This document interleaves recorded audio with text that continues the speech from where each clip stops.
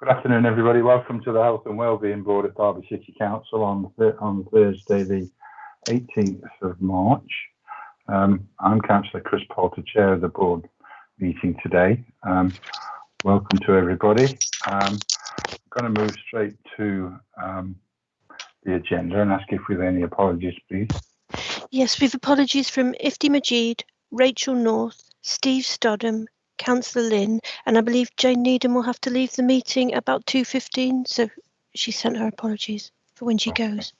All right, Okay. thank you. Thank you. Hopefully we may get through the business by then, but we'll see. And I have no late items to introduce other than those that are in the papers. Do we have any declarations of interest? No, I take it from the quiet that there aren't. The minutes of the meeting held on the 14th of January. Have we seen them, and are there any outstanding actions, Alison, from those minutes? No outstanding actions, Chair. Okay. Anybody got any clarifications or issues with those minutes? In that case, we can agree those and move swiftly on to item 5, which is the COVID Outbreak Engagement Board and the Health Protection Board update from Robin. Thank you. I'm just going to attempt to share.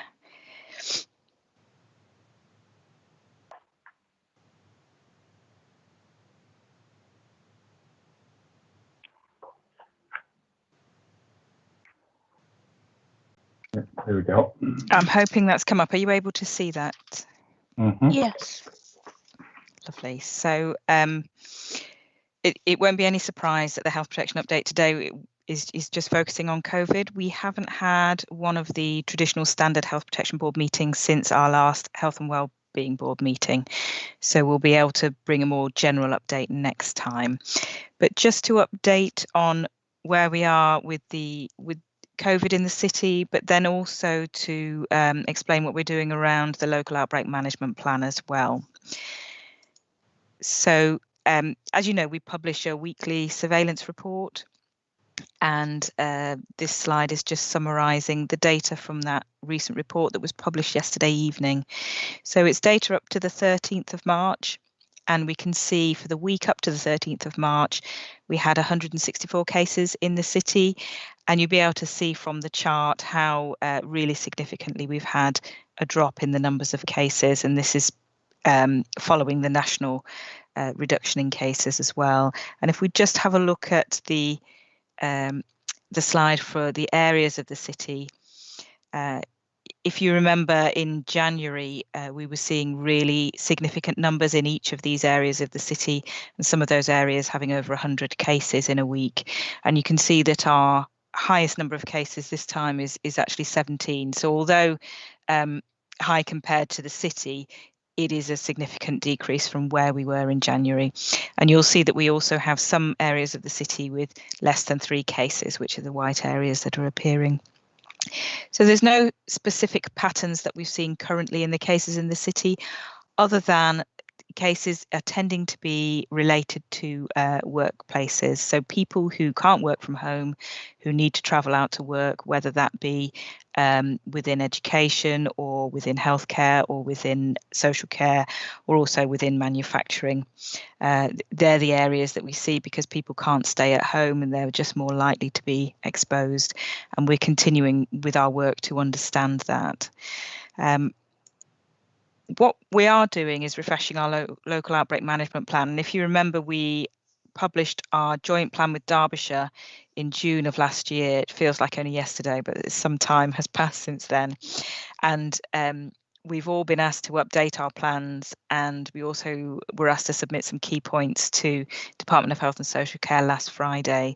And what we're doing is undertaking a Derby specific update this time, because as time has moved on, we can see that the response that we have in the city and the county is necessarily different, although I'll come on to how we're also working together.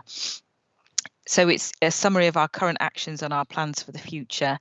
And what we will be doing is finalising a draft for consultation, which we'll be able to circulate in the next few days. And we would appreciate any comments or contributions that you would have towards that. And importantly, this is not to be considered as a static document. We will be making it publicly available, but the idea is that we're able to review and amend and develop over time as we move over the coming months, and the legislation and the regulations are changed. We'll be able to adapt and respond to that. So just to run through some of the key areas that we're looking at and some of the key points. So we're including a summary within there of the governance, and that will include how we're working with Derbyshire, and we work through the Health Protection Board, the Joint Health Protection Board with Derbyshire, to ensure that we are sharing our intelligence and understanding and working together. A summary of our data and surveillance work that we're undertaking, and as you've seen, we've got the examples from our weekly surveillance report that is published. We also do a large amount of background work behind that, looking at particular populations and areas of the city to understand if there's any specific actions that we need to take. And some of that work is particularly useful in looking at groups of populations more at risk, and particularly in targeting any of our communications and work that we do. This may be groups that have something in common but don't necessarily live within the same area of the city, so it might be related to their age or other activities that they're undertaking. So we're able to target our communication and our work in that way, as well as geographically. A review of our outbreak prevention and response work, which includes the fantastic work that our environmental health officers have been doing with businesses, helping them with their COVID secure measures and responding to any issues and incidents that they have. Our testing and contact tracing, and that has moved some way since we published the plan in June. So we now have 4 symptomatic testing sites in the city. We also have our asymptomatic testing site in the city. And we've recently taken on much more involvement within the contact tracing. So we joined a contact tracing partnership in the autumn, where we are helping with the contact tracing of all of the cases in the city. And from a couple of weeks ago, we now pick up all of the cases immediately they are given a diagnosis, which means that all of the cases come to us. And so we're able to have that local conversation, both about the contacts and identifying the contacts, but also in ensuring people have the support that they need to isolate, and they understand the local services and support available to them. The communications and community engagement work has also significantly developed over this time, and the communications team have a large plan of work that they've been implementing across the city. But we've also been working really closely with the community and Community Action Derby to understand the issues and barriers that people may have, and how we can work with them to reduce the prevalence of the virus. We'll be reviewing our work around vaccination, and obviously vaccination programme is an NHS programme, but we're very much involved from a public health perspective in looking at the inequalities around that programme and how we can reduce those, and how we can ensure that vaccination is delivered equally across the city. And then also then thinking about the future and how we respond to what hopefully will become a very different picture of the pandemic, and looking towards much more of a response to clusters and outbreaks within the city, and our close surveillance and response to that, rather than looking at what we've got at the moment, which is that sustained community transmission. So that's the key areas that we'll be looking at. And as I mentioned, we'll be finalising a draft for consultation over the next couple of days, which we'll be able to get out to you. And we would really appreciate your input and thoughts on those issues that we share. So that's the end of my presentation, Chair. Very happy to have any questions. Thank you, Robin. Any thoughts, questions, comments on Robin's presentation so far? I don't see any hands. Got Robin, Councillor Kerr. Oh, sorry, Councillor Kerr there, yes. Lucy? Thank you. I was diagnosed positive about a month ago with only a very mild sore throat and a sort of dry, sawdusty mouth, which Zoe COVID have now been identifying that a dry mouth feeling is something that is a symptom that is significant. Is that sort of messaging being moved on so that we can move on from the sort of 3 key things from a year ago? to these wider indicators. Yeah, it's a really challenging issue, that, and particularly around children as well, because there is quite a lot of feedback around children having quite different experiences. There is national work looking at this because there's a balance between how likely you are to have COVID if you have a particular symptom, and how much a symptom indicates COVID. They're slightly different issues, so there's that work looking at it nationally and understanding the prevalence of those particular symptoms with different conditions. It is really challenging, but I know that they are reviewing it, but we wait to see what the national position is on that. I'm aware that some local areas have issued different advice at times, and that has created some level of confusion. So we are waiting on that news, really. Okay, thank you. Is there anybody else?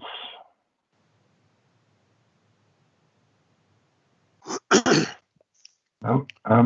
Chris, I've just. Oh, sorry, Hardale. Yes. Yeah. Hardale, Thanks. yeah. Thanks, Chris. Just Robin, just to check, you mentioned community engagement and reaching out to communities. Is that from perspective of the testing or the vaccination? And if it is the latter, what do we know in terms of nationally? We've been told that ethnic minorities in particular are less likely to take up vaccination. And have we got data that tells us whether we are similar in that description, or are we better than that? And how is that being used or informing targeted work? So absolutely includes all of that as far as a community engagement, both recognition of symptoms, barriers to isolation, as well as access to testing and also access to the vaccination as well. So the data that we have locally is what you could describe as difficult to interpret at the moment. So what we're being given is absolute numbers, but we're not understanding what the denominators of those numbers are at the moment. So we are promised that over the next coming weeks that this will be improved and we will get a clear picture. But there's no reason to suspect that we would be any different from any other area of the country. And certainly the teams are working hard with all of the communities in the city to ensure that message around vaccination is shared and those barriers are really understood to ensure that it's accessible as possible.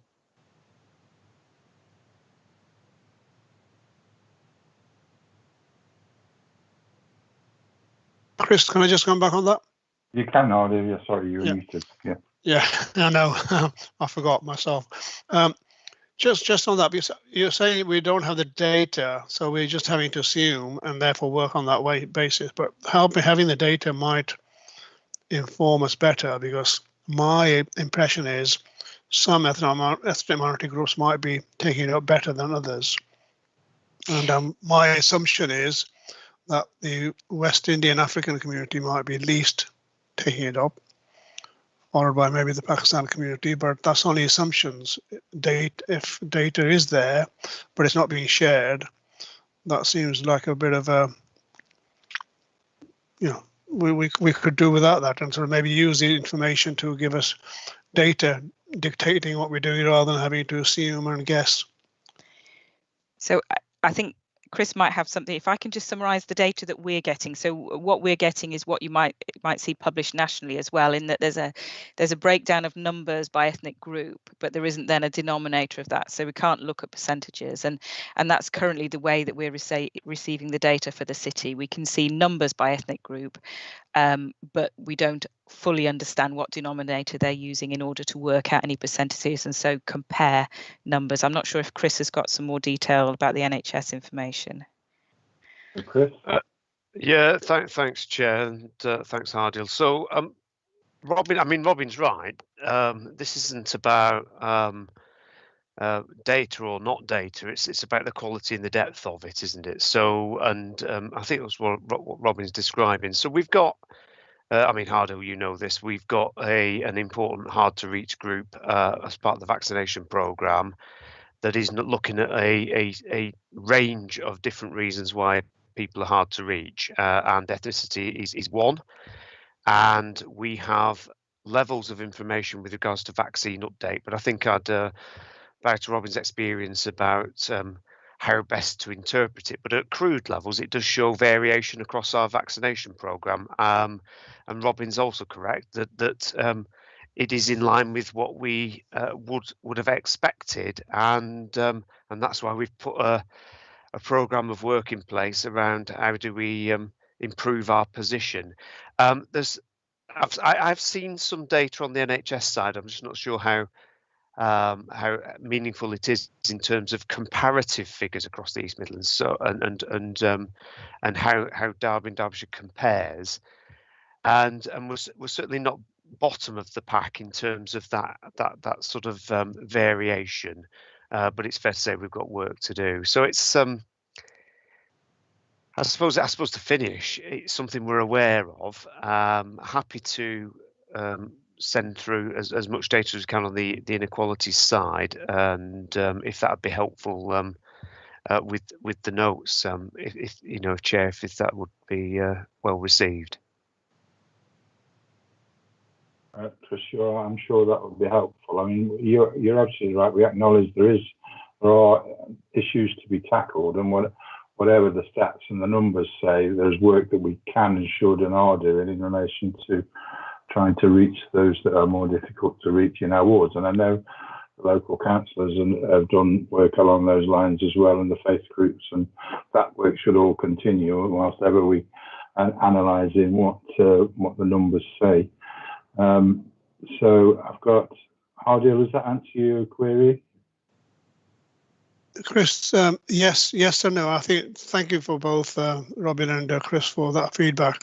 But I think that the quicker we can get local, as a local councillor as well, if I put my other hat on, we're trying to get messages out, but we can be more targeted with that messaging. Say in my ward, in Ormington ward, and Arboretum, and combined we can work together. If we have a bit more of the data to back, if it's available, that'd be really great, Chris. So that would give us more confidence and sort of begin to target more specifically, rather than a general statement about trying to encourage everybody to take the vaccination up. Could the action be, just on this point, I'm just thinking as hard as talking there, could the action be that I check with Sean Thornton, who's leading our programme on hard to reach groups, just to connect with Robin, and we use this conduit to get what we've got through to the Health and Wellbeing Board, and check whether we think you've seen that information or not, and the sort of level, because we may be talking at cross purposes, that we may have seen all the information we have. So is that all right of an action that I ask Sean to link with Robin and colleagues? That's fine by me, Chris. I think that the issue, or part of the issue here, is that stats or evidence of a hard to reach group can help enforce the messaging that people are trying to put out. But people don't always accept that there is an issue, but we can reinforce that with the stats and the evidence. Fareed, you had your hand up for a while. Did you want to come in? Yeah, quite very quickly, Chris. My own experience in our Breton ward is that with the vulnerable groups who are at higher risk, I've not come across anybody who said, I'm not having a vaccine because I've got this fear or that anxiety or for that reason. However, talking to younger people, mainly under 40s, I do pick up quite a bit of resistance. They appear to think that they're immune from it, and even if they get it, they're not going to incur any lasting damage. So, although, nationally, we've been getting information that Pakistani community in particular, along with African Caribbeans, are more resistant to coming forward. But practically, I've not really picked that up, because I have spoken to a number of people where they have vulnerable parents or other family members who are deemed to be at the higher risk.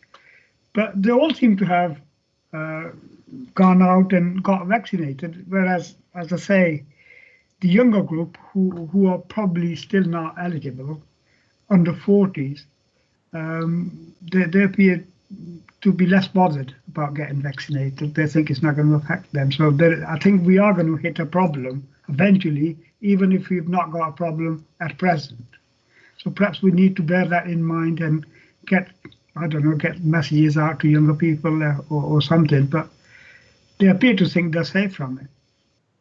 Yeah, I think it's widely accepted that there's a generation gap, if you like, difference with people's reaction to their keenness to get vaccinated. But I would suggest, Free, that by the nature of the fact that you're in touch with the people that you're asking and they are coming forward and getting their vaccination, I don't think it's that group, because they're already engaging with yourself and with the health services. It's the ones that just don't engage that we need to get to, that don't come forward and aren't contactable a lot of the time. But Chris, that's prompted a thought from you. Yeah. Councillor is saying you raise a really, really important point, and as the vaccination programme does move into the younger age groups, I think this ambivalence, for want of a better word, is a risk, and in the younger groups. And I think it's really important that we all get the messages out that whilst for many people COVID-19 can be a milder illness, it has devastating effects on a proportion, and some of those people are young. So I think we've got to keep that message live. So I really appreciate it. If it's helpful, just while colleagues have been talking, I've just been rooting through my email, and I've got a slide on. It's not a brilliant slide, but if you on ethnicity uptake, if it would be helpful just to share, and it'll just give you a quick look at where we are, if that's helpful, Chair. Okay. I'll just pop it up. I've just like I said, apologies, I wasn't thinking of putting this up, but I'll just put it into read view for you. So it's a little larger. This is one. So it just shows this slide. I mean, it is a crude slide, so forgive me. It doesn't go anywhere near to the level of detail that Robin does need, but it just gives you a sense of where we are in terms of different ethnicities and uptake. And it's also crude because it labels, for example, black as one group, and as we know, there's lots of different differentiations and cultures and heritages in that, and similar in terms of Asian heritage. So, but for what it's worth, it clearly does show that the white British population has overall a higher rate of uptake. If we think about this group, these upper groups here, which is the oldest age groups, and we come down now. Clearly, as we come down the age groups, the whole vaccination programme hasn't reached everybody, because we're going from most vulnerable down and starting with the highest age groups. But if you look at, and I think it lends itself somewhat to what Councillor Hussain was saying, that if you take the sort of over 80 population, whilst we've got certainly some gaps here, you haven't got the levels of difference between the ethnic groups that you probably will find in the younger age groups. But we've still to roll the programme out there, but it just gives you a sense there is that local feedback, and local intelligence does mirror some of our data. But what we do know, if we think about the Asian population, there's differences in that. So the Indian population uptake is relatively high in comparison, but Hardill's also right, in the Bangladeshi and Pakistani community, it's less so. All of this said, we are making progress, so that it's not a static position. So I've seen these statistics, and they are changing. So if I can give some assurance, the work that we are doing is important, but it needs to continue. So I'll take that slide down, Chair. I hope it was a helpful intervention for you. Thank you, Chris. Very useful. And Robin, in terms of, I know there's some very targeted work along these lines happening in the city, and if the local councillors either don't know or haven't engaged in that yet, or is there stuff we can make more widely available for local councillors as to what's happening? Yes, and we're just in the process of drawing together our plan around this. We've got a colleague that's joined us to do some additional work specifically focusing on vaccine inequality. So I think we'll have some key actions and areas to share with councillors, and I wonder whether that might be useful at a councillor briefing in the future. I'm sure that would be the case, yeah. By all means, if you could bring that, that would be good. Hardy's hand appeared again. Robin, that would be fine, but I think we've also got, I certainly in Normanton Ward, the 3 councillors, we meet with our local officers to plan our own local bit, which is one of the initiatives that was set up by the council. So it would be helpful for us to get it in that place, so we can sort of begin to look at it more locally in our ward. Yeah. Thanks. Excellent. So anybody else have any queries or questions for Robin? Just before you finish, Robin, can I just raise, you talked about the latest statistics. Yes, they're encouraging. They're back. Are we back to normal? And would it be useful just to mention the percentage of positive results in testing? Because I think that's very encouraging as well, isn't it? And then maybe just a reference to the fact that the Riverside lateral flow testing might be moving. Absolutely. So yes, our local asymptomatic testing site was operational last week and ran around 700 tests during the week with no positive tests from that, which is a really good indication. And also the symptomatic testing, the positivity rate for the symptomatic tests is now below 4% of those tests. Now in January, when we had really high level, we were well into the teens of positivity of those tests. And the low rate of positivity just indicates to us that we're not just scratching the surface with those tests. We are testing people with symptoms, and there shouldn't be groups of people out there that we're missing, particularly when we get down below 5% of that positivity. So the other area is the asymptomatic testing sites. So we've had that site at the Riverside Centre, and we were due to come to the end of that lease agreement at the end of March, and we are hoping to be able to move that site then in April, for the period April to June, into the Derby Centre, so that it's in the city centre.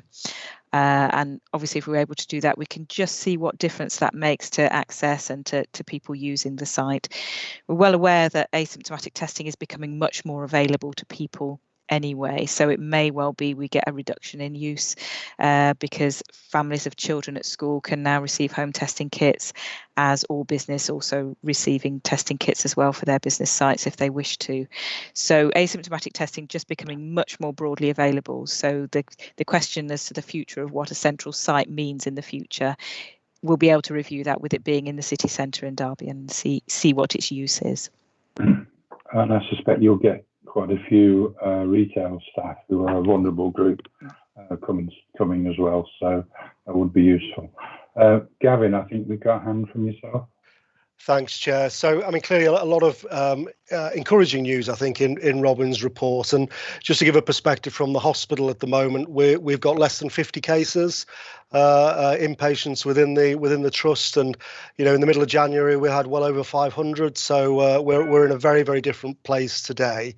I think I do want to just signal perhaps something for the future, because clearly our minds are now turning to the recovery of services, and I think there's some positive there in the sense that I think we will be able to recover the level of service as we go into the summer, although we'll still continue to have challenges around having to separate our clinical pathways days, and PPE, etc. All of that reduces our capacity. But we've also learnt a lot, as a lot of transformation has happened, which will maybe mitigate that. So I think that's really positive in terms of the restoration of services. I think the less positive, though, is the backlogs that have accumulated, particularly for routine surgery over the pandemic, are considerable. And I think one of the things that's really important is that we are open and frank with the public about the scale of that recovery challenge, because I don't think it's going to be, I think we're looking at something like 1 to 2 years before we get back to waiting lists for routine surgery that are on a par with the waiting times prior to the pandemic. So I know that's a slightly downbeat message on what's been quite I think an upbeat report from Robin, but I do think it's really important, and at some point I think it would be good maybe to come back to the Health and Wellbeing Board and share a bit of detail about that challenge and how we're approaching it. Absolutely, because we need to sort of manage people's expectations in terms of recovery of the programme of non-emergency surgeries, don't we? That would be useful. Thank you, Gary. Anything else before we move on from Robin? No, thank you, Robin. That was excellent. Thank you again, as usual. We'll move on then to item 6 and a joined up Care Derbyshire update from Chris. Thanks, Chair, and thanks for pulling this item up the agenda for me, as I need to leave, unfortunately, at 2 o'clock. But our colleagues will be staying on the call if there's further matters that arise. In terms of, as always, as you'd expect, I've got a slide deck, and with your permission, I'll pop that on the screen for you. There's I won't repeat everything that we've said before, because this will be, I think, the second or third update in recent months to the Health and Wellbeing Board, if not over certainly the last 12-18 months, around changes with regards to creating integrated care in Derby and Derbyshire. So hopefully what I'm going to cover is pretty much what's come through the white paper, what we think about that, what's the state of development in joined up care, and set out some of the sort of actions going forward, if that's okay. And obviously I'll take any questions. I'll whiz through these relatively quickly, because we can open the floor for questions. So no surprise to this board about our commitment as the health and social care system to the strategic ambitions of both health and wellbeing boards in Derby and Derbyshire around obviously having a best start in life, living well, aging well, and dying well. That won't be a surprise to anybody, and but it was important to reaffirm our view on that. In terms of our priorities, strategic partnership is increasingly a main priority for Joined Up Care Derbyshire, both internally for us, working in partnership, creating integrated care, but also working outside of that direct partnership with others, including health and wellbeing boards, including the socioeconomic forums and groups that we've got, so that we can really work on the wider determinants of health. Clearly, that's not going to happen on its own. It's not just going to happen by the board being. We're going to have to lead through that. We're going to have to create leadership and followership across the community to pull that off. And it won't happen unless we really support our places. And really pleased to affirm after the Joined Up Care Derbyshire Board that happened just a couple of hours ago that we've affirmed the view of Derby City as one of our key places, two places that we have come to rest on, those being county and city, which I'm sure colleagues around this table will welcome. Obviously, from a county perspective, that's a large geography, and we'll need to work with the current place alliance groups to get closer to the communities there. But from the city, I think that continuity will be, I'm sure, will be well received. In terms of some of the work that we've been doing over recent months, clearly understanding the assets that we've got in the system is crucial. Our biggest asset is obviously the people that work with and for us, and looking after them as we come out of the COVID pandemic, hopefully, is going to be really important. It links to what Gavin was saying about part of the recovery has to be that looking after our staff across the board, whether they be in NHS, social care or other. So in terms of the high level outcomes, I showed them last time about improving life expectancy and healthy life expectancy. That has to be our horizon. It has to be where we're heading, although recognise sometimes on the way we get distracted on other things. In terms of what's happened since the white paper came, I think since last time I was at the Health and Wellbeing Board, and few important things in there. I'm going to set out the two. I think is the creation of, and clearly it's got to go through Parliament and work through that process. But on the assumption that it comes through, the creation of a NHS ICS body, so an integrated care system body for the NHS, bringing together formally the NHS organisations that we have, and within that the dissolution of clinical commissioning groups as part of that process. And in addition to creating that body, creating in statute a formal partnership between health and care. Now we need to know what that means, and we need to create our own Derby and Derbyshire view on that, and I'm sure there will be a permissive nature around it, but it's important that that is recognised, and it links to how we structurally formally work with our local authorities in addition to what we've done for many years now. So clearly there's lots to do. We've been very busy in the last couple of months pulling the board together, and clearly as we transition to April 22 when these statutory changes, we've got lots to do. Clearly the white paper set out, and we've had some views from the LGA on this, which is good to hear. I think overall broadly supportive. The view of Joined Up Care Derbyshire around the white paper, in addition to the earlier engagement paper from NHS England, was supportive. I think there's nothing in here that we're concerned about. How we do it is the key, but I'm sure we'll do it in the best way. We've got a good history of that. And so the LGA's response, I've just put it there for your attention if you've not seen it, was what was, I think, positive. And I think, for my own personal view, I think creating some health and care partnership is a wise thing to do. I think there's some work on the NHS side to bring our houses more in order, because we've been a relatively disparate group under the NHS banner before. Bringing that together under the ICS board's a good thing, but actually how does that work with our partners in local authorities is a really important thing, but I'm confident we'll be able to build on that. In terms of just a bit of governance to keep colleagues cited on, we've this morning agreed on setting up a quality committee for the whole system. We haven't had one of those before in such a way. We've reaffirmed our view on financial management across a whole system, which I think is important. We're coming back to, in due course, creating a people and culture board. We've got one in existence at the moment, but we need to think about how to develop that further. And we've set up a transition group to help us work through the steps from now to April 22. So that's a bit of governance to say, look, that's going on.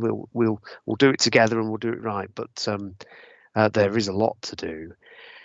And then this is the bit I just wanted to test with colleagues on this call was how do we work with local authorities and broader partners in a more informed way.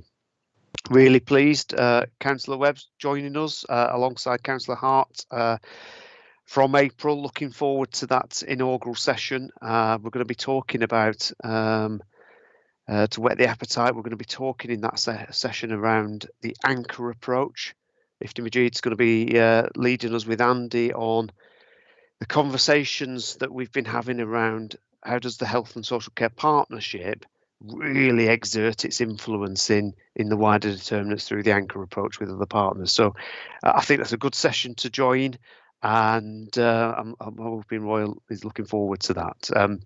But we've got a lot to do. How does Joined Up Care Derbyshire work with the local authorities? How does it work with health and wellbeing boards? How does it link into those broader structures is going to be a key question for us all over the next few months, really, and for us to get right. It doesn't have to be perfect, but let's keep building. And then just a couple of slides to say things we're looking at, of course. Well, as Robin and Gavin have alluded to, right now we're coming down from this wave of COVID-19, thankfully, but we're not complacent about that. There's more to do. Clearly, we're busy on the prevention side of things and the protection side of things with both the testing and the vaccination programs. But and of course, we're still treating people with COVID-19, as Gavin says. The numbers are down, but they're still there. We're still getting new infections. Let's not forget that infections are still happening, and we want them even further down. But in the short to medium term, we're going to have to look further forward. So I've just mentioned around place. We've come to that conclusion. Question from this morning is, how do health and wellbeing boards interact with those places? Because I know in some areas we've got health and wellbeing partnerships that happen at place level as well. So that's going to be crucial. And I've mentioned we've been doing some assurance and governance work, but looking forward, the role of the anchor institution approach, getting back onto, not that we ever left it, but we have had the pandemic to deal with, but getting back onto the work around wider determinants. Let's refocus on that. Let's get the anchor institution work bedded in and off, and then we'll continue to make progress there. And then looking further afield, well, clearly we're going to have to think about what I term our strategic intent as a Joined Up Care Derbyshire. How do we want to use the resource that comes in? How do we want to influence those outcomes that I mentioned right at the beginning? That's life expectancy. What is it we're going to do? And obviously, in the meantime, we're going to have to do the reorganisation as it's set out by government, and we'll do that in a very careful, thoughtful, but hopefully not destructive or disruptive way. So I think that was where I was going to stop, Chris. There's some questions that John McDonald, our chair, is setting out to us, which are there and really checking. But you'll be glad to see in John's questions to the board, this number 5 crucial around what is the agreed relationship with local authorities, health and wellbeing boards, between that and Joined Up Care. So hope you'll see it's front and centre of John's thinking as chair. So I will stop there, Chris, and take any questions. I'll take the slide deck down so I can see colleagues. Thank you for that, Chris. I think if there has been many positives coming out of the pandemic, I think one of the positives that we've certainly perceived is a better working relationship between local authorities and healthcare across the county and the city. And hopefully this will be an opportunity to build on that and retain that and move that even further forward. Ardil, you've got a question?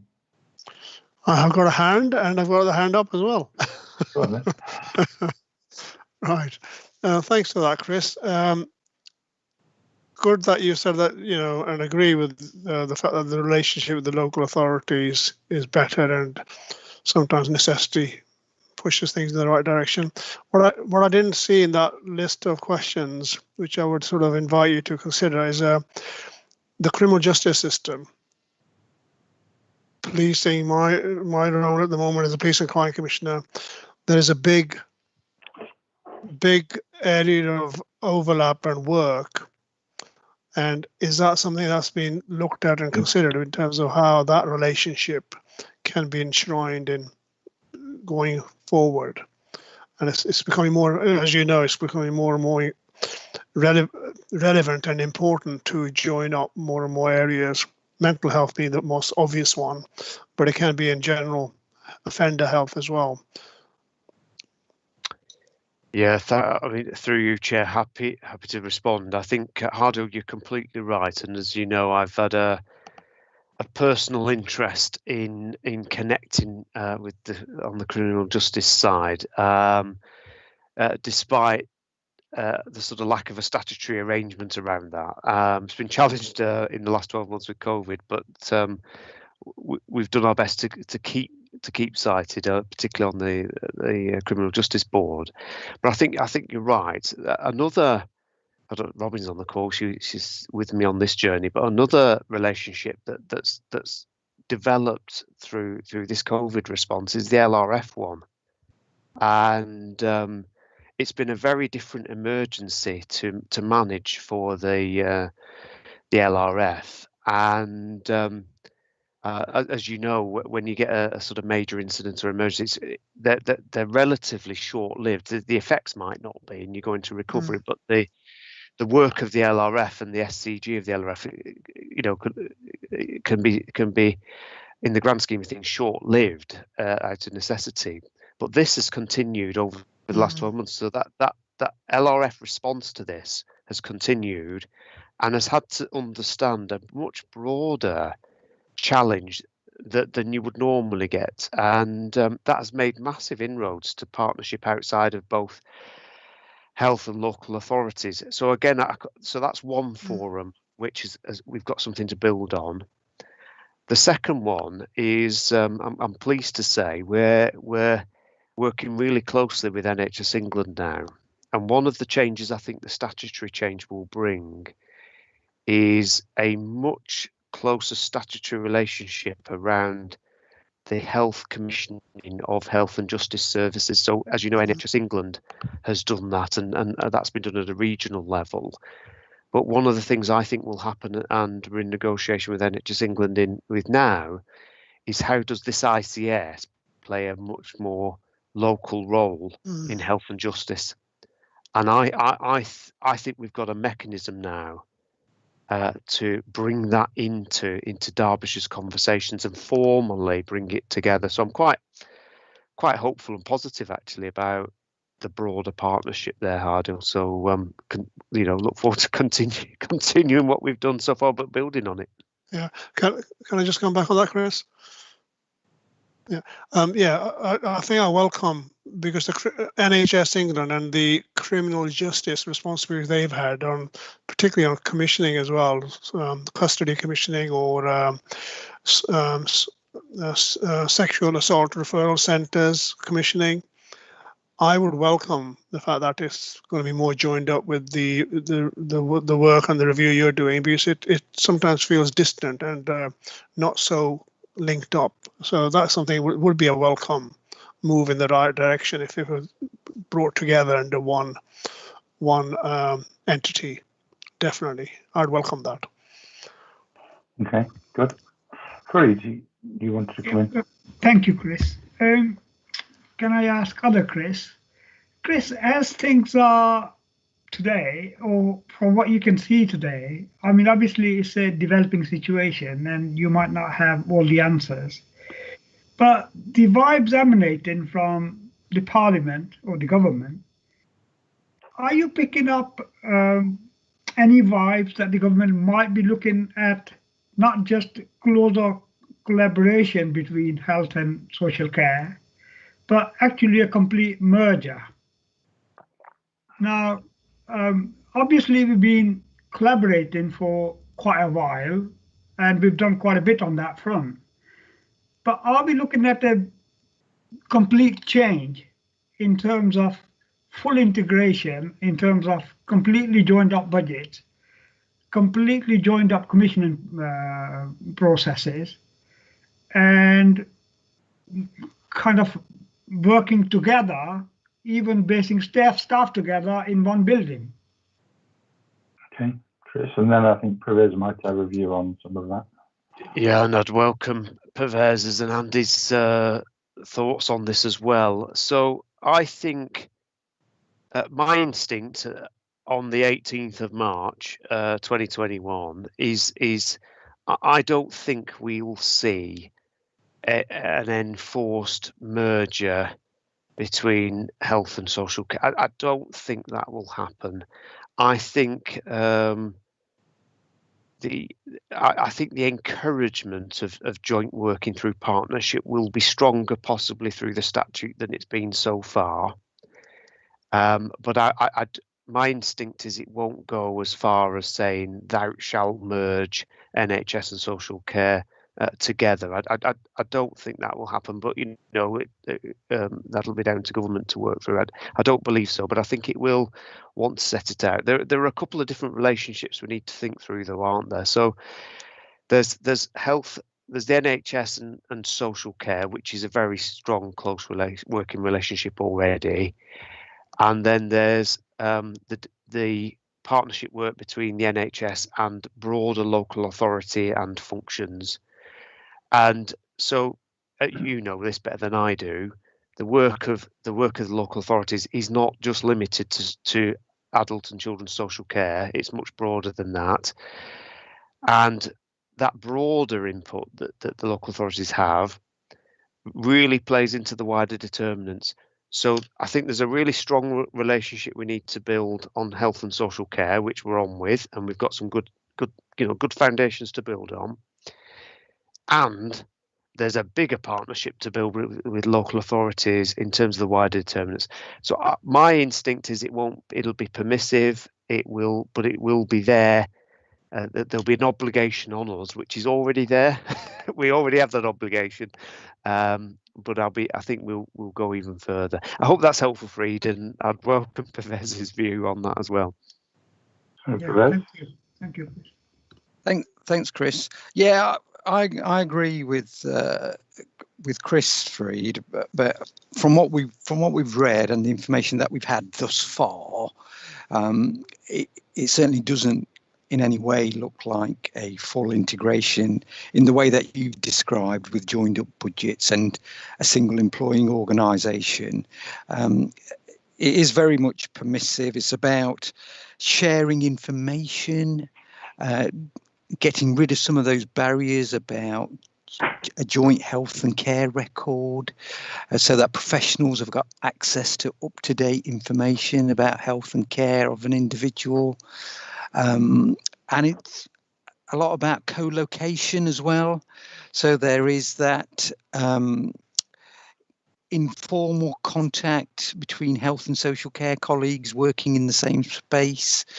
So, for example, one of the initiatives that the NHS have is these CAVL centres that are multi-agency, multidisciplinary developments. We've got one planned for the Sinfin area. That's currently going through a full business case where there is potential for co-location of multidisciplinary teams to act as a health and care hub for a locality. And those sorts of models could be replicated across the city, in line with, say, the PCN footprint, for example. So I think there's lots of structures and constructs that are around that we need to be mindful of. But certainly I don't think the white paper is going to go as far as you've suggested. I did have another question for the reason I put my hand up, Chris, was I had actually got another question for Chris Clayton on the ICS. I'm just picking up, Chris, that there's a bit of angst amongst the city GP community, and it's by no means universal, about representation on the ICS board, about that being very county dominated in terms of GPs, and that, just for your information, that is something that we might want to address earlier rather than later, in terms of reassuring the city GP community that actually, we are going to have a fair representation on that board. Happy to, yeah, through you, Chair. Happy just to respond. It's a crucial point, that, because I'm glad you've raised it, because there's a really important conversation. It's been building for about 2 years now with general practice across city and county, and that conversation is about how does general practice, and as you know, it's currently 112 independent units. How does that come together and start to work in a more cohesive and collaborative way? And so I've just literally last week had a conversation with local GP colleagues, including City, and I was setting out what we're going to probably need. And I think the ICS, which is Derby and Derbyshire, is going to need general practice to come together at that level, not in any formal merger way, but come together to form a voice at that scale, because there are things that we need general practices input at that ICS level. So we have to have that, and it's crucial. They're a really important part of the system. And so I'll be continuing to work with City and County GP colleagues to say, look, how do we do that? How do you two places of GPs? So how does County and City come together and create a more united voice at the ICS level, which is City and County combined at that level? But also, how do you have a voice at place level? So how does City General Practice come together at City Place and strengthen its voice? It's done really well actually so far, I have to say. And similarly, County, how and it's more challenging at county level. How's the county going to do that with sort of the geographical scale the county is? So it's a live conversation. Ultimately, we want a stronger GP provider voice come in, but I'll continue to reassure, but also push for a more united view, because I think we need it. I think our patients need it. Okay, good. Sounds positive. Anybody? Any other questions, thoughts for Chris? Chris, can I just clarify something that keeps niggling in the back of my mind, and Gavin might have a view or thoughts on this? Is the Derby and Burton Hospital Trust, does the fact that Burton hospitals have any complications in this for us? Will Staffordshire have their own arrangement? Because I'm aware of different commissioning groups and shared services between Derby Hospital and Burton Hospital. Is there any complication there in this process? I'll let Gavin come in, please, Gavin.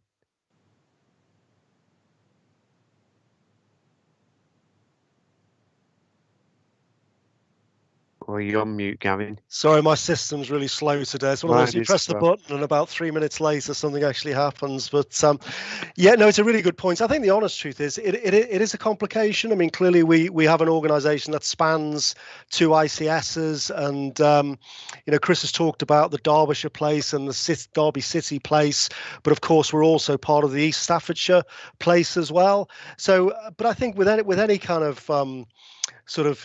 thing like this, there are always boundary issues. There's always complication. I think we actually managed it really well. So I think, I mean, from a financial perspective, I mean, UHDB, including Burton, is all accounted for within the Derbyshire system. So I think that makes a lot of it easier. But I think we just need to find ways of making this work. What I'm most excited about, though, if you forgive me, Chris, is not so much the ICSs, but it's more the work in those local places. Working alongside primary care, other NHS and local authority providers, the districts and boroughs, as well as the upper tier. I mean, I think that's where the action's going to be. So I think we can manage it, but I'd be telling a fib if I said it didn't add a complication. Unfortunately, I've got to leave shortly because I've got to go to Staffordshire. So this morning I've been in the county. I'm in the city now, and then I'll be in Staffordshire, but thankfully virtually within a matter of seconds, I'll leap from one to the next. So, okay, and I guess that those sort of issues are replicated across the county, aren't they? I'm aware some of Airwash go towards Nottingham hospitals, don't they? And Chesterfield goes towards Sheffield and that sort of thing. So it can't be unique just because of the nature of boundaries, can it? But I just wondered if it was the extent of the issue. But thanks for that. Absolutely. No, just on the back of that, Chris, and thanks, Gavin, just to affirm for the Health and Wellbeing Board, there are some areas across the country that are applying for a change in their boundary. So there are, I think it's 10 systems that are looking to change boundary, but just to formally confirm, Derby and Derbyshire is not one of them. So whilst we have some boundary challenges, we're not certainly wanting to change formally our boundary. So I hope that's helpful clarity for everyone. Thank you. Good, excellent.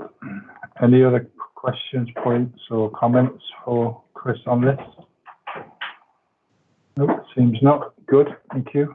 And we can move to item 7, which is COVID pandemic, the impact on mental health services. And Gareth, can I just say it's something that's certainly been highlighted to me on a regular basis, not least through at a cabinet meeting the other week. We had the deputy mayor, the youth mayor, raised the issue of young people and adolescents' mental health, not least because of the disruption to their education, but mainly to their social, their ability to socialise with their colleagues, with their families and things. And I think I saw somewhere a report around mental health issues in children and adolescents. The rates of people, young people considered maybe having mental health issues rising from 11 to 17% in recent times. So certainly it's highlighted as one of the major probably lasting issues to come out of COVID. So I'm very interested to hear what you have to say to us today. Thanks, Councillor. So I am going to touch on some of that later on in the presentation. You'll see I've shared an awful lot of slides, which I'm not intending to go through slide by slide. But it is the reason why I've included the pack is so you've got some of the thinking, particularly around that likely future demand that we've been looking at based on what the evidence base tells us. But I'll come back to that later. So I'm going to talk about at the outset a bit about the impact of wave 1, how services recovered through the summer and early autumn, what we've seen over the last 4 to 5 months, and then start to think about what the impact of services is as we go into the spring and summer now, and the work we're starting to plan. So to go back to where we were from March to June last year with wave 1, I think we saw a significant impact on staff in terms of our services in the Mental Health Trust. At one point, we had around 400 members of staff either isolating or needing to work from home, or in a clinically extremely vulnerable groups. And at that time, before we'd got COVID secure environment guidance in place and all that started to really hit in, particularly from April onwards, we had to make the really difficult decision to close a number of services in order to redeploy staff into critical services. But we did manage to maintain a level of service across a lot of our services. We did end up having to have a large number of beds closed because our acute wards, most of them are have got the dormitory type accommodation on some of the wards. Not completely dormitory. We've got a high number of single rooms, but there's dormitory accommodation, which meant that we needed to, in order to provide a safe environment, needed to close a number of beds, and I'll come back onto that in a few slides. We'll see in some of the slides coming up, there was a significant and general reduction in the amount of activity that came through to us as a provider from the start of lockdown around about the 23rd of March through to mid-May, and I think that was pretty common with many health services. May have had because of the way in which people were able to or holding back from accessing primary care. May have been around the whole message about staying at home, but we did see a significant number of reductions in the normal level of referral activity that we got, and I'll touch on that. But after around about the 18th of May, 25th of May, we then did start to see a significant increase and rise in our urgent care activity in mental health, and I'll touch on that as well. So in this slide, this is the red slide this goes up to about June. Some of the later slides have got a full year effect with previous years as well, but you can see here the difference in activity for our A&E liaison teams who work in Chesterfield and Derby A&E, and the big gap in the amount of activity. That probably reflects, and in fact it does reflect, the general drop in A&E activity in general in those periods. This is our crisis and home treatment team. You will be able to see around about, if we think, these are the financial year weeks, so if we think about the end mid-March being last year being week 50, the significant drop in our crisis and home treatment activity going through until June.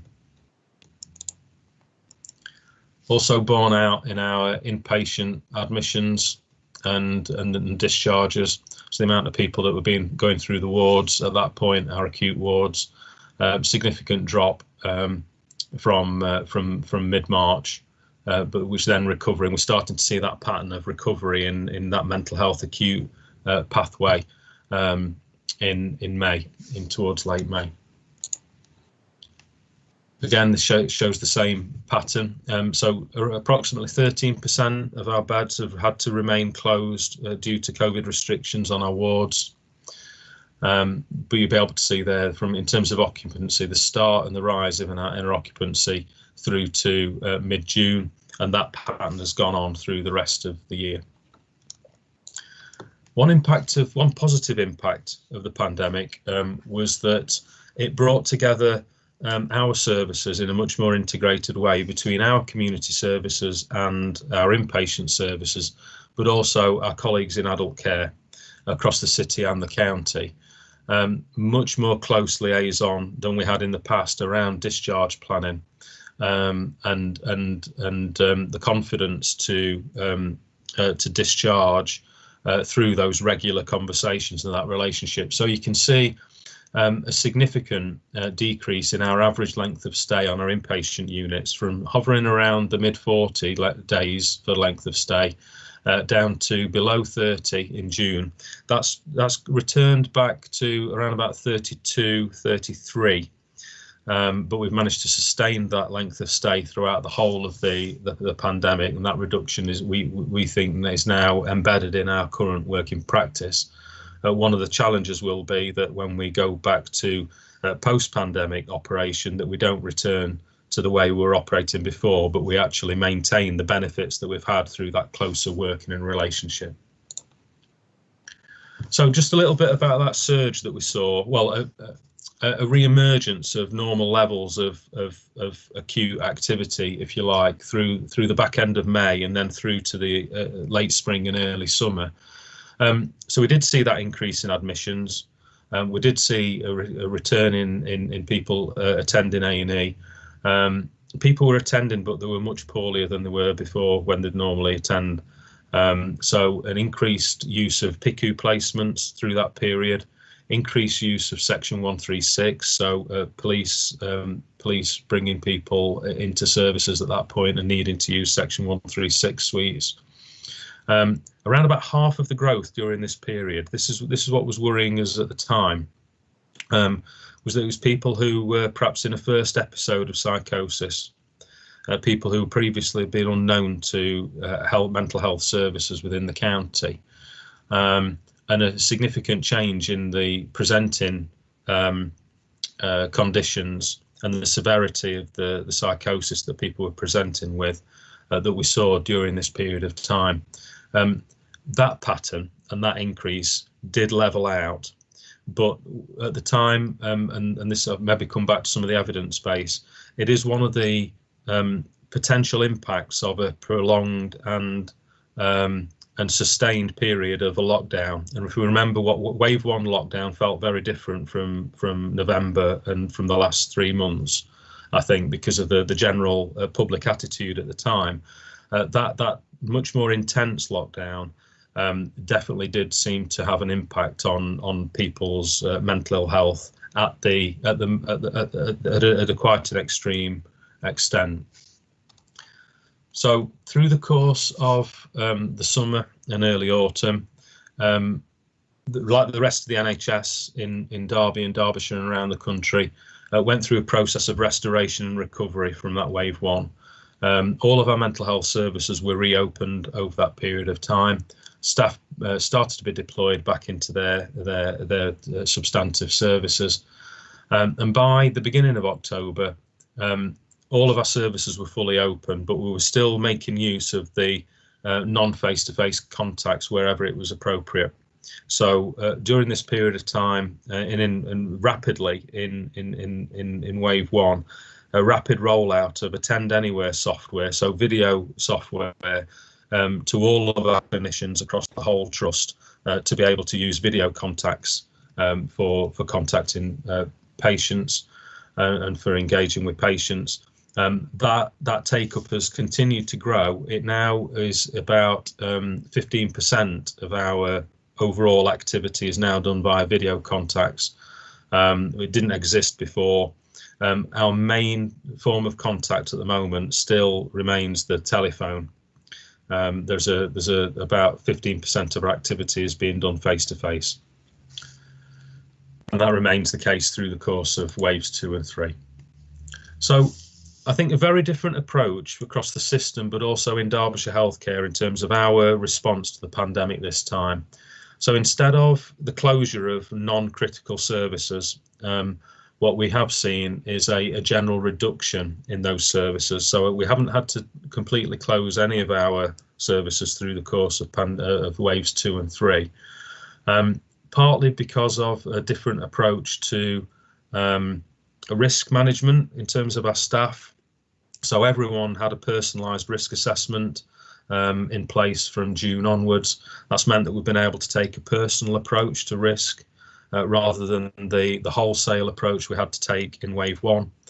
And also the impact of twice weekly lateral flow testing had an impact on transmission amongst staff teams, and I think in terms of people who have been able to pick up at an earlier stage where there's been community transmission as well. So it made a big difference in terms of the absence, which has been roughly half what it was in wave 1.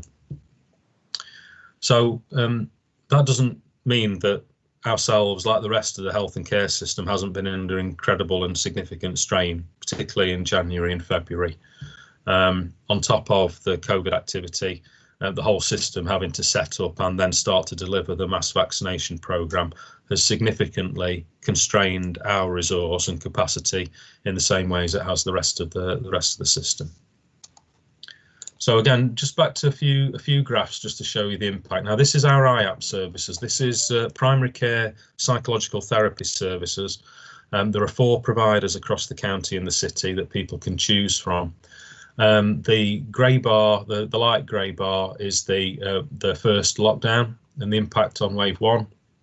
And you'll see by December, IAPT activity and expected growth in IAPT activity had returned to normal and the pre-COVID growth.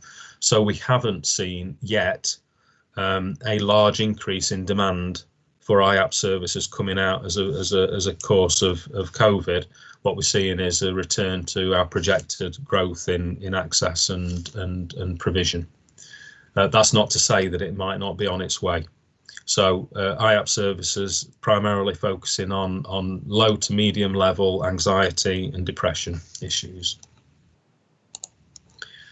Our crisis and home treatment activity, you remember that previous gap where we saw the big drop in June.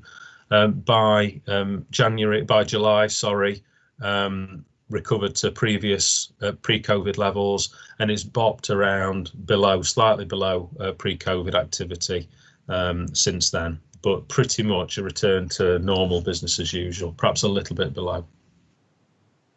Apologies, I've just skipped through a number of slides. A success story through the pandemic has been that ourselves and partners across the city and county, Chesterfield Royal, the CCG, and voluntary and private sector providers, including both local authorities, have been able to maintain the growth in access for children and young people for mental health services. So mainly through increased capacity in in non-face-to-face offers. So there was early on additional capacity secured from the digital offer. COOF is one, and there's another one as well. There are 2 websites that we've got available for young people to access, and you'll see that it's continued to see a growth in people being able to access the services, which is a positive thing. You know, going back, Councillor, to what your comments at the outset in terms of presentations. Difficult to draw any conclusions from this data here, but what you can see is that there has been that growth in access that was underlying before the pandemic. If we look at the line through to March 20, that has continued on roughly the same track since then.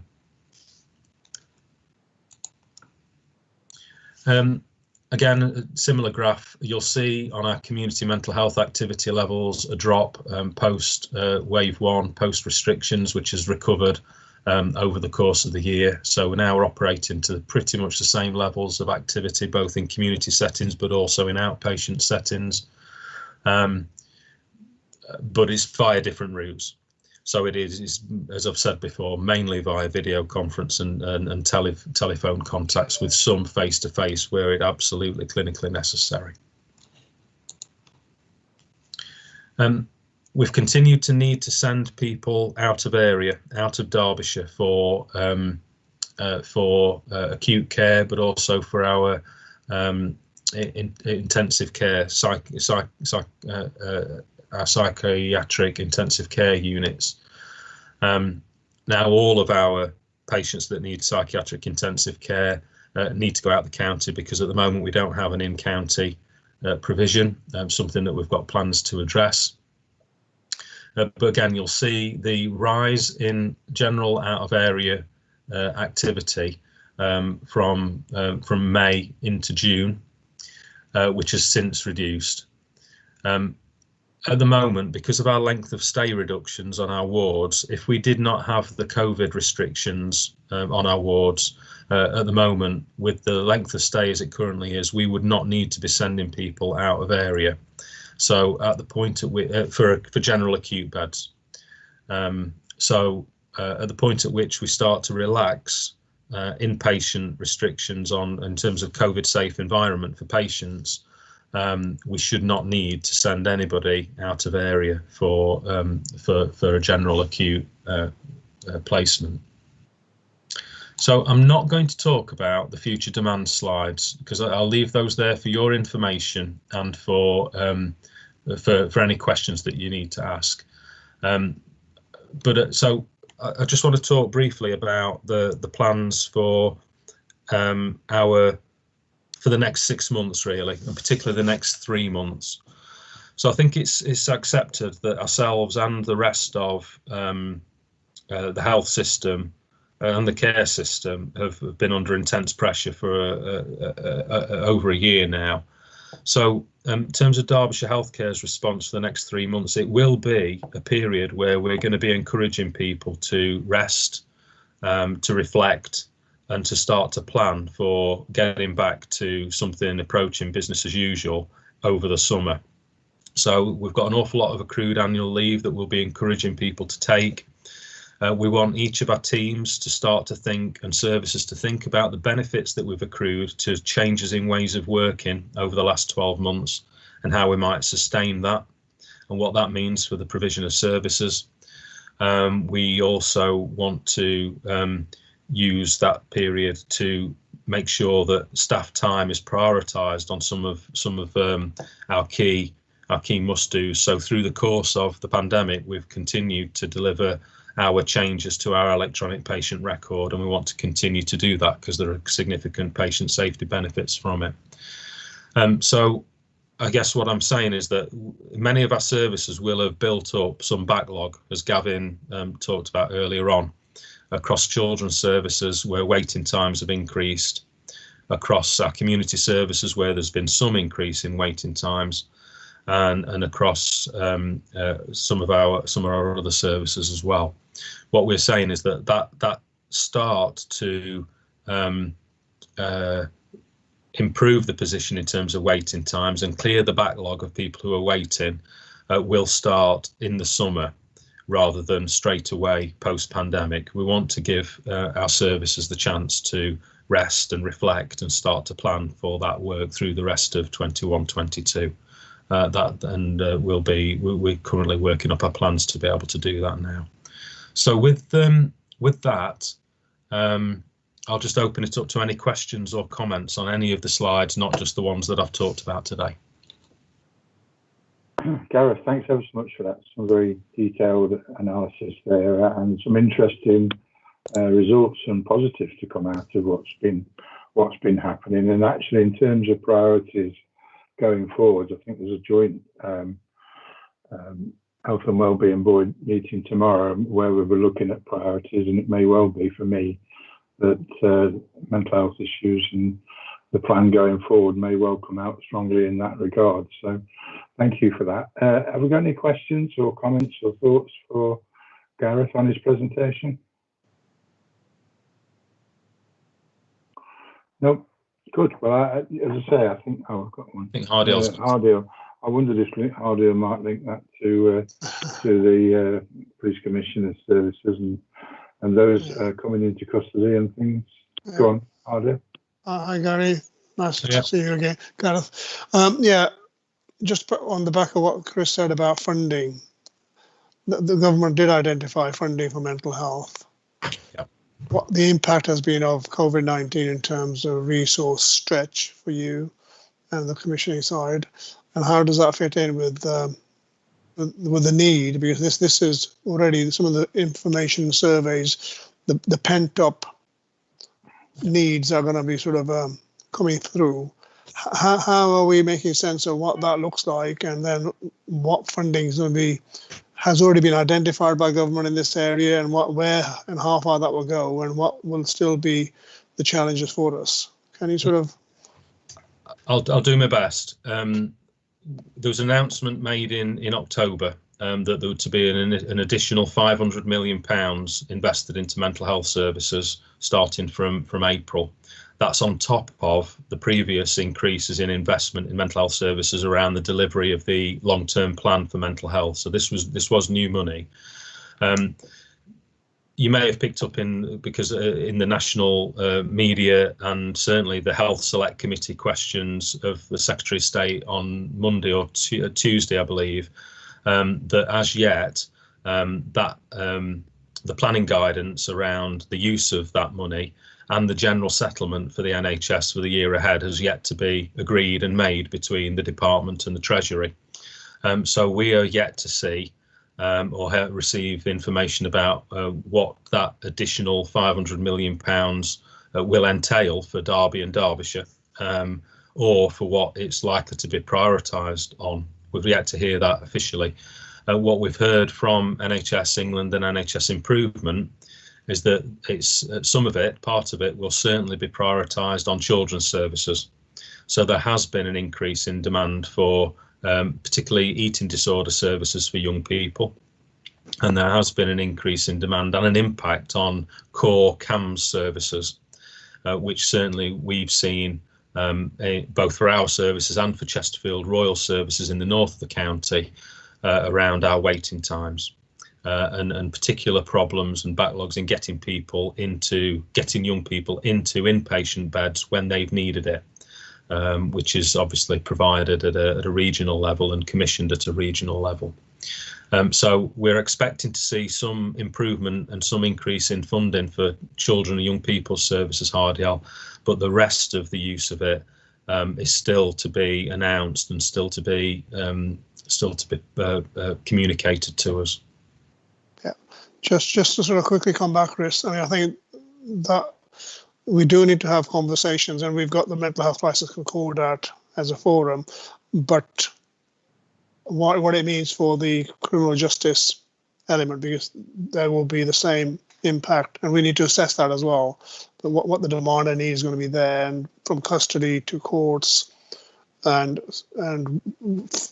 further. So there's an element of how do we, once obviously you and the commissioning team is in a difficult position to understand when you don't know how the money is going to be allocated or where it can be spent on. But I think we need to start looking at the plans now, I would guess, to see what our needs are. Then we can sort of try to connect up the two as and when we get the regulations come from the government.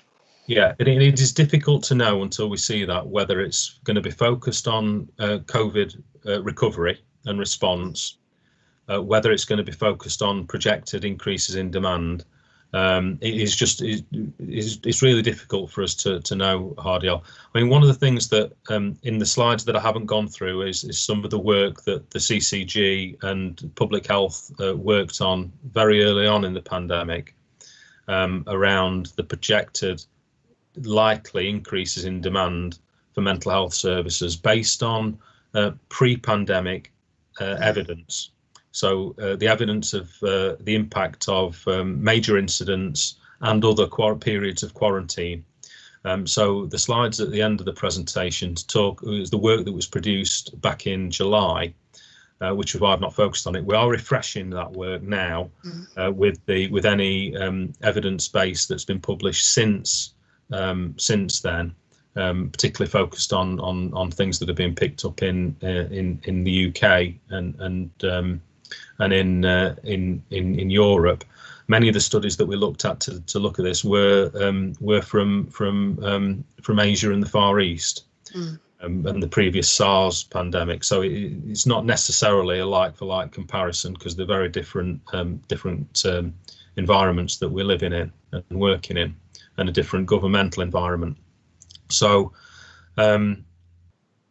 it's worthwhile looking at those slides. They were our sort of outline projections of the likely increases in demand and where we thought it would sit, and the difference between the sort of demand we might see into primary care and into IAPT services, and those that might start to come through into more specialised secondary care services like ourselves. And Hardiel, it might be worth looking at the slides and thinking about where that might impact on people within the criminal justice system. Yeah. Okay. Because I think there are some rules of thumb that we could start to use for those planning purposes. Great, thank you. Okay, so we'll certainly circulate all the slides from today's briefings anyway, and we can take any feedback on them. It would be lovely to have 500 million for mental health services in Derbyshire, wouldn't it? Yeah, but I don't think we'll get all of that. We could probably show off one or two things there, couldn't we? Any other questions, queries, comments then for Gareth on this? Good. Well, no, thank you again. Thank you. Very informative and interesting, and we'll see what tomorrow brings as well. So that would be good. Moving on then, I think we're going to look at what's the expression? Drink-free days. I'm on my 7th week at the moment, so there you go. But I'm looking forward to breaching that current plan of being alcohol free. So over to Adam and Lizzie, I think. Yeah. Thank you. Actually, unfortunately, Lizzie is sick today, so I have another colleague, Vicky Newland, who's joined me as well. And Vicky was quite instrumental in the project. No problem. So thank you to the board for making time for us today. I'm Adam Jones. I'm Drinkaware's Director of Public Affairs, Business Development and Partnerships. And for those of you who don't know who Drinkaware are, we are an independent national charity tasked with addressing alcohol-related harm across the UK and across the devolved nations. We do this predominantly through education-based campaigns, activities, information provision, and some on-the-ground interventions as well. And indeed, we have been very active in Derby over recent years in these areas, and have a number of partnerships across the Derby city area and beyond. Drink-Free Days Derby was an ambitious project that we had started to put together in the Derby city area across 2019. And the objective was to create a multi-partnership project over a 3-year period that would bring together different stakeholders from public health, from the local government, from third sector organisations, local employers, local recreation and sporting organisations, and indeed industry as well. Indeed, any of the stakeholders in the city who we could undertake a coordinated approach to getting information about alcohol related harm out to the population in the Derby City area. And over that 3-year period, we would be able to measure such a coordinated part could have a real impact on some of the key measures of alcohol related harm within the city. So we worked on this across much of 2019. My colleague who is with us today was quite instrumental in getting partners on board and scoping the project, and Derby City Council was one of the key partners, and we were very grateful for their support in getting behind the project. It was planned to launch in around March time last year, and we last came to this board in January 2020 in advance of that launch to talk about the project and again to try and recruit more partners on board. Now, that launch unfortunately did not take place. What actually happened is events overtook us and the pandemic hit. And indeed, the launch was meant to take place at the Derby 10K in March, which indeed didn't happen itself. So at that point, effectively, the project has been put on hold as the different stakeholders, whether they're in local government, public health, or across the other areas that I mentioned, dealt with the fallout of and the limited resource that many had as things were reduced was focused disproportionately in that area. We also actually we did probably was not the best thing to be pushing at that point in time, whilst there was messaging going out around COVID and around some of that key bits of information. We as a national charity continue to undertake that work in many different trying the issue, but we felt it probably was not best to make that a priority for public health messaging in Derby at that point, and we approached the issue of alcohol harm via different means across 2020. We're now a year on from that, and I appreciate many of the stakeholders and many of you on this call are still dealing with the impact and the fallout of the pandemic, and indeed with the vaccine programme, and many of that has been discussed on the call today. From our point of view at Drinkaware, we certainly have been impacted. We anticipate this year that we will lose probably about a third of our income and resource capacity. We probably ourselves are unable to put the level of resource towards a project in 2021 that we would have been able to do at the beginning of 2020. Resource and our level of income that we're able to put towards it actually might change in 2022 as things recover, but it's certainly not where it was for this year. And initial discussions with other stakeholders would suggest they might be in a similar position. I think what we wanted to do, though, is rather than just have it suspended indefinitely, is come and seek the views of the board as to what the right approach is, and also answer any questions that they have. I mean, this was very much created as a partnership project, with partnership being key, and therefore we want to take the views of the potential partners within the city, public health being probably amongst the most important within that. As a starter for 10, we put to the board a brief paper outlining some of what I've gone through there, but also a handful of options.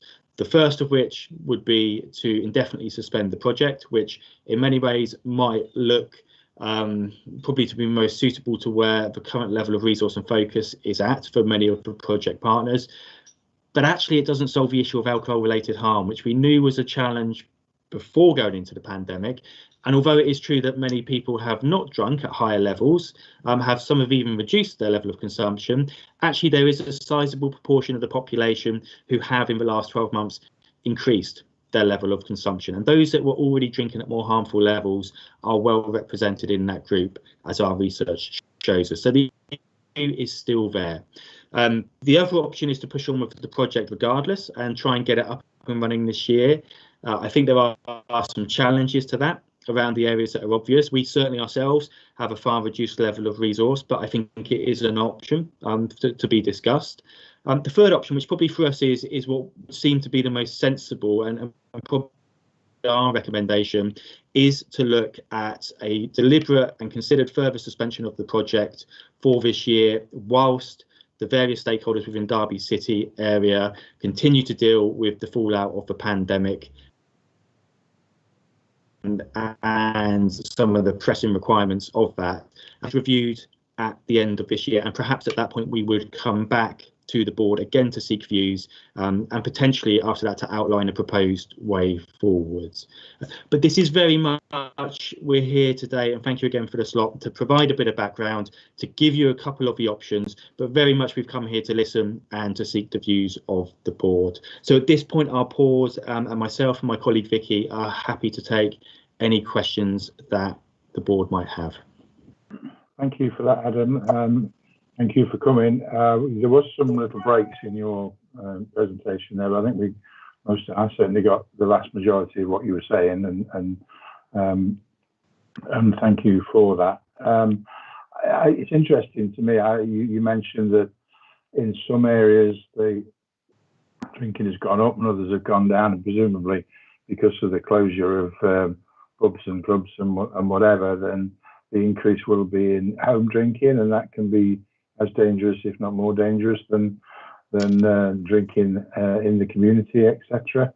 So, in terms of those options, thank you for being up and honest about the fact in terms of your capacity, and it may well be that because we're still on the way out of the lockdown and the pandemic, hopefully that maybe later in the year we'll be in a better position to assess the changes and the damage that it did, and how that might alter the plans you have for the project in and around Derby. But it looks like Roy's got some thoughts on that subject.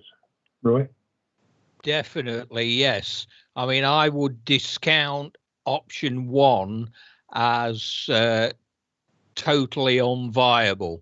We've got 4 issues in the city that are causing us the majority of the health problems in the city, and also adding to the health inequalities: smoking, drugs, obesity and alcohol.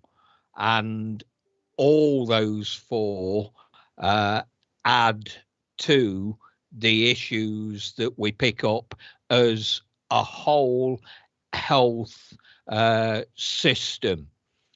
I know that the NHS have been given or been tasked with trying to help reduce smoking and alcohol intake, and we as a health and wellbeing board need to make sure that those services are integrated.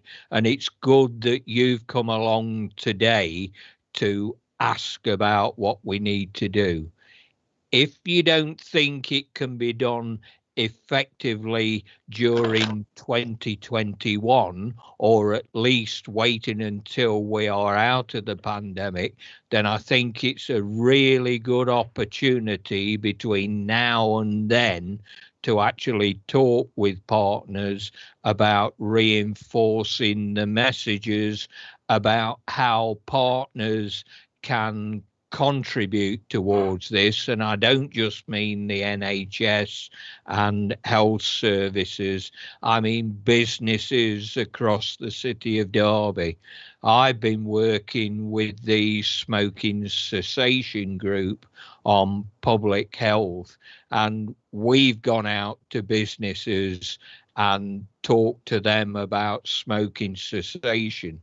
But where we've missed a trick, and where we've actually gone back and redone it, is with the trade unions that actually have more contact with employees and are able to add that influence. So as a partner, it may be well worth talking to trade union organisations who can not only provide you with information, but could provide you with the support that you need to get the messages across at a better level and a more effective level. But I would go to extend the temporary suspension, but make good use of that time to actually add partners to the ones you've already got and see if you can deliver a more effective alcohol reduction strategy. Good. Adam, thoughts on that? Yes, I mean, I think, and you probably would, but the issue of alcohol harm is not Adam, gone sorry, away. you're Adam, sorry, you're breaking up a bit. Indeed, we have continued to do a lot of it. Let me move room, and I might ask my colleague Vicky Newland just to take that one, just while I move room and see if that makes a difference. Vicky, are you on here still?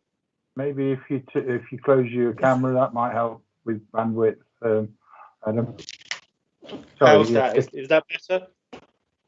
It seems so, yes. Wonderful. Yes, I mean, the issue of alcohol harm has not gone away. We've actually, if it would be useful to members on the board, we have quite a wealth of research that we conducted within the UK across 2020 that really paints the picture of what's happened in terms of people's alcohol consumption, and particularly those drinking at more harmful levels. I think to the point about there being numerous particular challenges for public health, we do see that clustering of unhealthy behaviours. We do see those that drink more tend to smoke more. We have seen some links to obesity as well. We have quite a body of evidence what we could, if it is useful, make available to the board in this area. As regard trade unions, actually, one of our priorities is our work-based education programme, Drinkware at Work, which we were talking to a number of businesses in the Derby area about. And as part of that, we have actually started to talk to some of the trade unions as well. So we'd be more than happy to take that away and continue to have some of those conversations. And if the project is suspended for this year, we are more than happy to undertake what's been suggested there. And in fact, we would still be doing quite a significant amount of work in these areas. I see that there is another question as well. Oh, thank you for that. That was much clearer without your camera. I was just going to say, Vicky, if there was anything you wanted to add, and then I'll bring Gareth in. No, I was going to say basically what Adam said. We're doing we have a lot of focus on our Drinkware at Work project at the moment, and we are talking to the unions. We've been talking to Unite, and we spoke to them actually in Derby. So I understand what you're saying, Roy, and we would definitely be able to pick that up. Super. Gareth. Thanks, Chair. It was something, Adam, that you referred to right at the outset about Drinkaware's funding being reduced, and I'm just interested in how that stacks up, really. Assuming that there isn't any less alcohol being drunk at the moment from the rest of your presentation and your discussion, it's just being sold in different places. And so I'm assuming that there's still profit being made by the big brewers and by particularly supermarkets more so than before.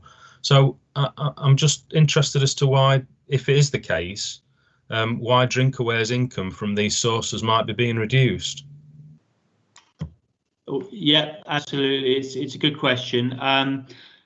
We have a funding model when we were set up. So we are funded by predominantly from donations from the alcohol industry across the producers, the retailers, the on-trade, effectively the pub groups, and we are governed by a memorandum of understanding that was signed by government, by the Department of Health as it was then, the Home Office, the devolved nations, and the Portman Group as representative of industry. And effectively the deal was this, that industry would provide voluntary, unrestricted donations to help fund the education body that was Drinkware, but we would be entirely independent of them. And we are governed by an independent board of trustees that is chaired by Sir Lee Lewis. And there's plenty around the governance and the kind of a structure that I can come back with if required. As part of that inception, we also have a funding model. So it's effectively a matrices that whether you are in the on-trade, the off-trade, or of a certain size, there is a certain level that you donate to Drinkaware.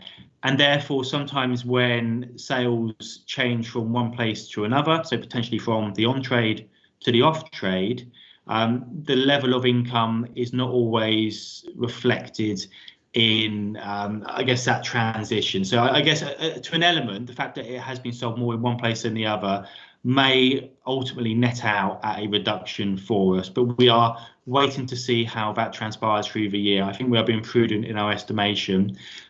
The other side of that is the funders of Drinkaware, and there's about 129, they pay according to the level of alcohol sales that they produce within the UK.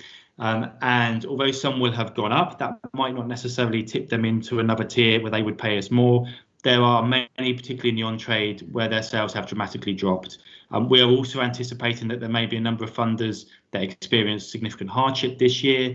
And as a result of all of that, we have forecast a pretty significant reduction in income.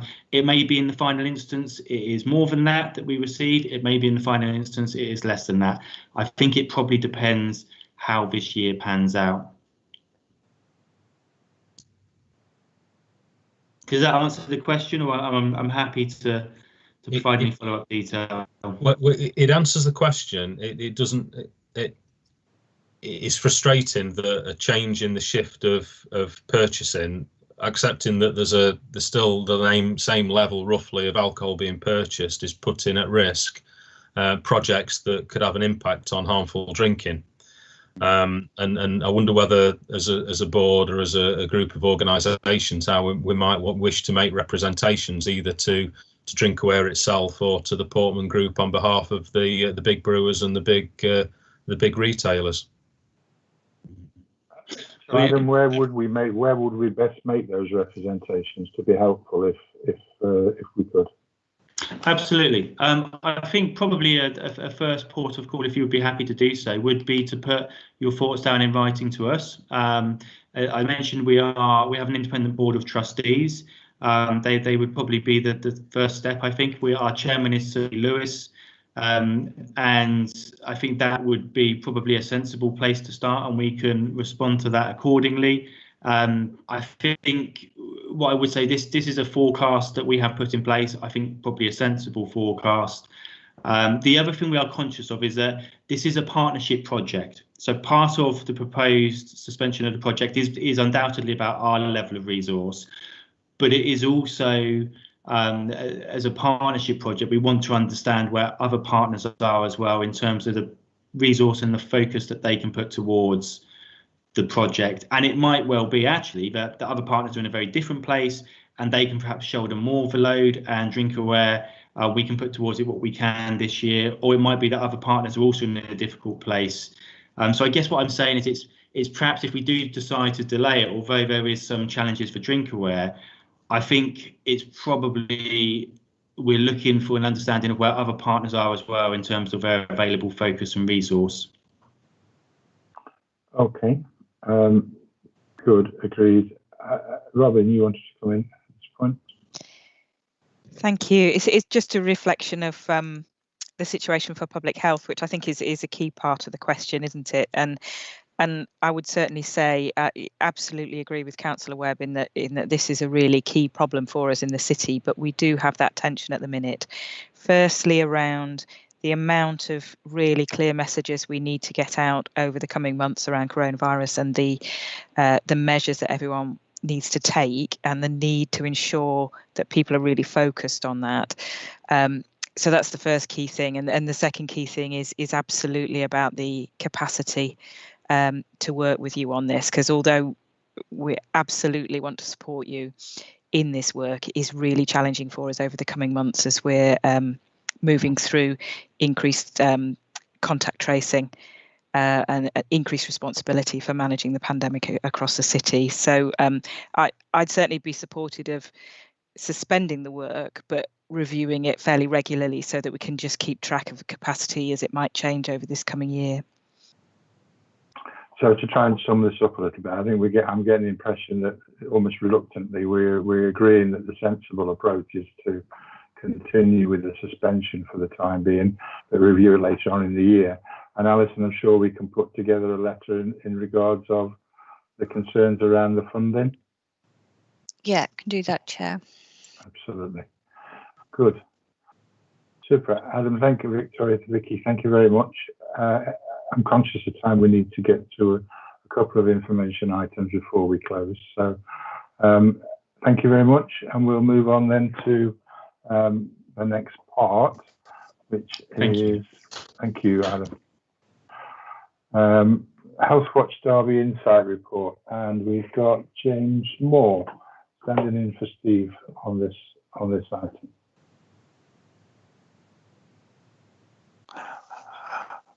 Hello, thank you for that. This is only for information. As the report shows, I think it just echoes what we all know about the fact there's a need for better communication and keeping it simple across the system.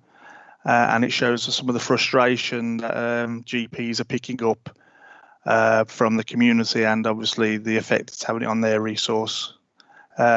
Fortunate enough, I mean, we're already, as we know, there's a lot of work going on in the background to actually cover that at the moment, and Joined Up Care are actually looking at how they can actually improve some of their communications in that level. So hopefully that helps with what's going on moving forward.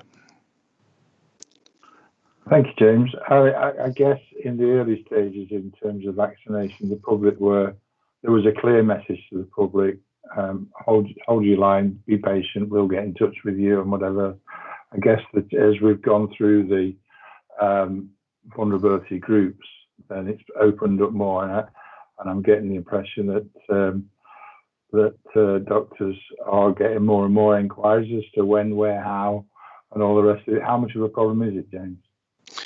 I think the big thing is, even though the overall the communication has been clear, there's still that frustration where people fall into where they believe they should be higher up the list, they should be getting the vaccination quicker, or they're not listening to the message about not to contact the GP directly until they're ready, and that takes up the resource of the receptionist staff who are actually trying to get out to people to get them to come in and have the vaccinations. Yeah, and then obviously there's an ongoing circle of a bit of frustration between those people doing it and obviously the effect on the GPs. And I think a lot of it's just is the culmination of 12 months of people being afraid in some circumstances, and they can see a bit of light at the end of the tunnel, and they're just trying to push that through any way they can. So Alison, maybe Robin, we could maybe get in touch with our comms and push for clarity and reassurance over this type of issue for the public, and see if we can ease some of the GP's pain in that regard. Absolutely, yes. Okay, good. James, thanks very much. Thanks for patiently waiting through all the meeting for us and taking us where we are. Now, the next item is around Brilliant Derby, and unfortunately, Rachel was unable to attend for that purpose. But does anybody want to say anything about, in addition to the papers or the stuff that's there? I think suffice it to say, we think it is a brilliant initiative, and those people that are engaged in it have got benefit, and it's a very sort of innovative way of trying to tackle things. So the more people we can encourage to engage in it, the better for us, but for them particularly as well. I think I'm conscious of time, but Lucy and then Roy on this. I was just going to ask about the publicity levels, because going on to the YouTube website, which seems to be the best way of accessing this, the actual numbers of people who have engaged are really quite low. Less than 500 for the initial one, less than 400 for the next one, and the others were under 100 each. So how do we get the message out there better? How do we spread it more if we think it's such an important message? It's a good point, Lucy, but we mean, initially there was a lot of message put out there. We had the radio, we had the paper, we had social media, and we had the Derby Cities comms on it as well. So it may well be a time to remind comms to try and repeat the messaging and the advertising of it. Alison, if you could speak to Cara or somebody on the subject, yeah? Yeah, will do. Roy. Yes, Lucy's right. The messaging has gone out there and even made television. So, you know, we have got the message out there. This is about improving mental health as well as physical health. And it's doing a 12-month program, but there are lots of other programs out there that weren't at the start of this pandemic, or indeed when Brilliant Derby was first launched, about mental health and how to improve your mental health. So there is a lot on offer for people out there. Yes, we can reinforce the message, and I think it's a good thing to do, but bear in mind that there are a lot of offers out there, and I would think everybody on this call, or most of them, have had the message about Brilliant Derby and been asked to pass that message on. It's worth looking at. Absolutely, and it's how we've got a captive audience in our own employees, I guess, as well, and that certainly would be a benefit for them. So if we can re-advertise it to our own staff and encourage and make the space for them to engage, that would probably be good too. Good. All right. So item 11 is to finish business off, Alison, is the Derbyshire Shared Care Record and Analytics Platform. Thank you, Chair. Yeah, again, it's a item for information, so I'm not going to run through the report, just to make the board aware of the, I suppose, the significant shift that the system is making moving towards the Derbyshire Shared Care Record and kind of the progress that will support us in, both in terms of joining up care, but also in terms of kind of our ability to do work around analytics and population health management, etc. So it was really just to make the board aware of that, that's happening within the system, and that progress, significant progress, is now being made within that. Thank you, Chair. Thank you, Alison. Any other comments, queries in relation to that? No. In that case, then we've reached the end of the business and the meeting. Thanks ever so much for your giving up your time today and your attendance and contributions. It's been a good meeting, I think. We've managed to end on time, and we'll look forward to the joint Health and Wellbeing Board tomorrow. Thanks everybody very much. Thank you.